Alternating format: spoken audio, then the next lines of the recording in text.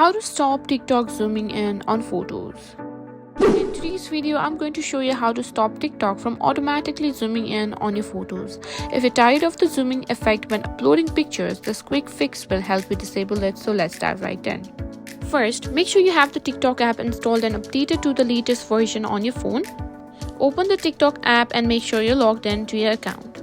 At the bottom of the screen, tap the plus icon to create a new video or post. And browse through your photo gallery and select the one you want to upload. Now click on next.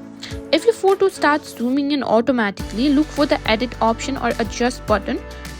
Now, if you're uploading a single photo, make sure it's centered and aligned in the frame. Avoid pinch to zoom gesture that can cause TikTok to zoom in on the photo.